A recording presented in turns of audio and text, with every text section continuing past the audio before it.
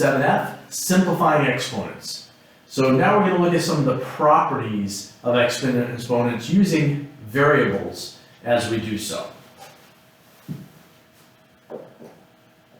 X to the m times x to the n is equal to x to the m plus n.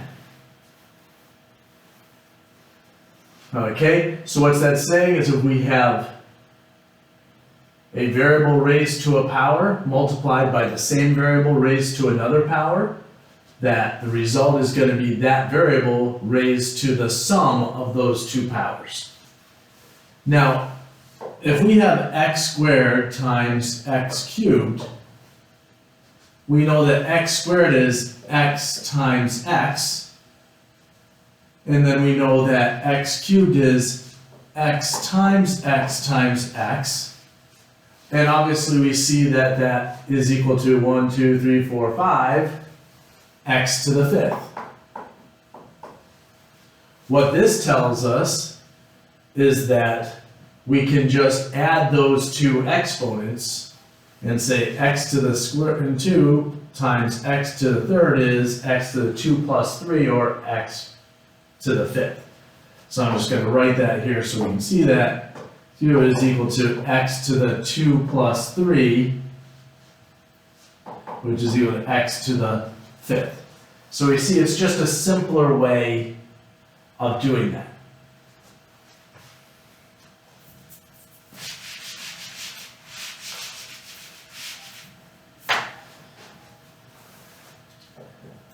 X to the m divided by x to the n is equal to x to the m minus n. Again, if we were to say x cubed over x squared, we could say that's x times x times x over x times x. And we can see that common factor x, we get left with x to the 1, or x.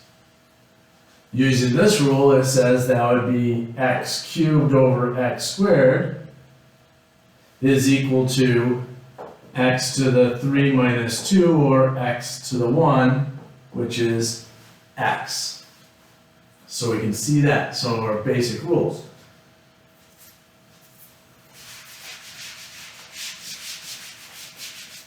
If we're dealing with powers, x to the m raised to the n, then that's x to the m times n. Now remember, when you have two variables sitting next to each other, it says multiply, so x to the m times n.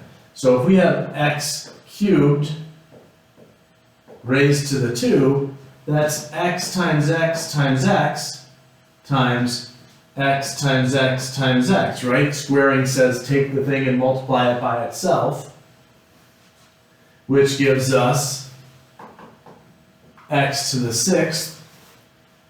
Or with this rule, we see x cubed squared is equal to x to the 3 times 2 is equal to x to the 6th. So using our standard rules here. Now, what we're going to look at is the fact that we can also kind of use these things in reverse, or we can do some other things with it. If I have a over b to the n, that can be rewritten as a to the n over b to the n. Right? It's just the reverse of what we were doing, but a to the n over b to the n. So we can distribute that through. If I have ab to the n, then that can be written as a to the n, b to the n. If you don't trust me with that, let's take a quick look at what this is saying. What if I have, well, I can even with ab to the n, let's give it a power. So let's go xy cubed. Make sure we have the parentheses there. So xy cubed. So that says take xy and multiply it by itself 3 times, right? Is equal to xy times xy times xy. Well, variables next to each other just means multiply. So I can use the commutative property of multiplication and say that's equal to x times x times x times y times y times y. Well, x times x is x cubed. Y times y is y cubed. And we see that xy to the cubed is equal to x cubed y cubed. Or just looking at this, that's just distributing it through. X cubed, y cubed. So we can pull these things out of this.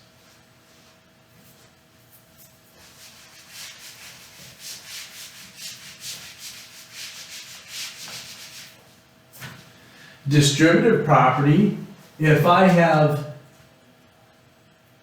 a to the n times b plus c,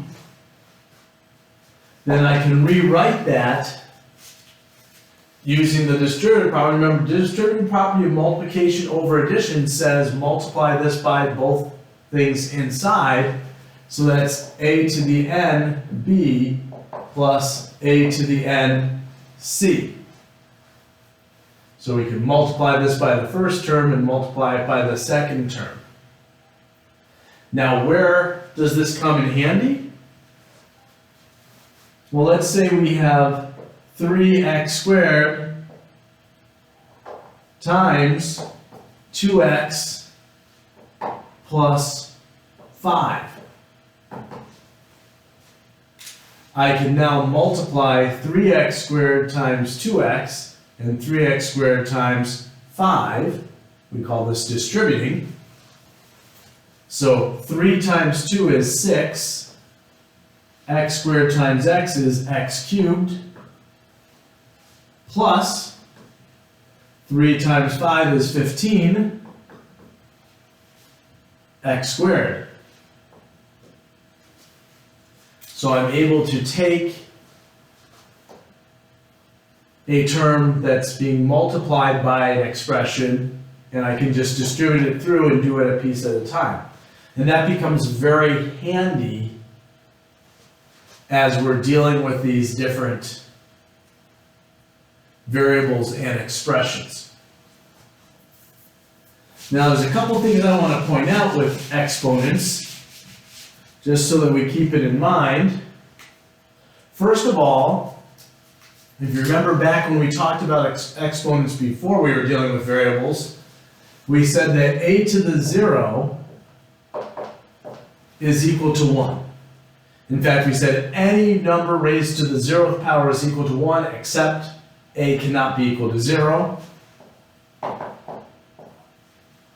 And we said that 0 raised to any power was equal to 0, where that power was not 0. Because when we plugged 0 in for them, we ended up with an issue that it would be equal to 1 and 0 at the same time. So we came up with a discontinuity, basically a contradiction of some sort. So let's look at why is a to the 0 equal to 1. And if we look at what we just talked about, we can look at division. We said that x to the m divided by x to the n was equal to x to the m minus n. Okay? So this is what we said. What if we make these powers the same? So let m equal n. So if m is equal to n, then x to the m minus n is equal to x to the 0. Right? If m is equal to n, if these two values are the same, you end up with x to the 0. Okay, well that may look a little confusing. Let's do that with some numbers. I'm going to switch colors here and I'm going to move off to the side. What if I have x to the 5 over x to the 5? So m is equal to 5, n is equal to 5. So then we end up with x to the 5 minus 5. 5 minus 5 is 0. So that's x to the 0. Okay, Mr. Davis, but what's that telling me? Why are you showing me this? Well now, x to the 5th over x to the 5th, isn't that something divided by itself? It is, right? And any number divided by itself gives you 1. So x to the 5th over x to the 5th is equal to 1, right? Because we're dividing something by itself. 7 divided by 7, 1. 218 divided by 218, 1. Negative pi divided by negative pi, 1. Doesn't matter what you're dealing with, if you divide it by itself, you're always going to get 1. Well, if you have a base raised to a power divided by the same base raised to the same power, then you're going to have x to the 0 or 1. So a to the 0, any number raised to the 0th power is equal to 1, because we can show with the quotient that that's essentially saying a number divided by itself, or an expression divided by itself, which will always give you 1. So that's why we say that a to the 0 is equal to 1, unless x is equal to 0. If x is equal to 0, then we got problems. Okay? So far so good. So let's just try another combining and see what happens. So let's say I have x squared over, let's change our values, our variables a little bit. Instead of having the same variable, let's make that over y raised to the 3. So we're combining a few things here. One, we got different variables, different bases, so obviously I can't simplify this because it's not the same base. But I have this exponent here. We know that that exponent can be distributed between both of these. So I can rewrite this as x squared cubed over y, I'll put that in parentheses, cubed, right? So we just distributed to those. Now we have x squared cubed. Well, that's a power raised to a power. We said that that is the product of the two powers. So that's x to the 2 times 3 over y cubed. 2 times 3 is 6. So x to the 6th over y cubed. And that's as far as we go. We cannot cancel those out. The 6 and the 3 we can't cancel out because the bases are different. Now if we modified this slightly and we said x squared over x cubed, then we've got some options.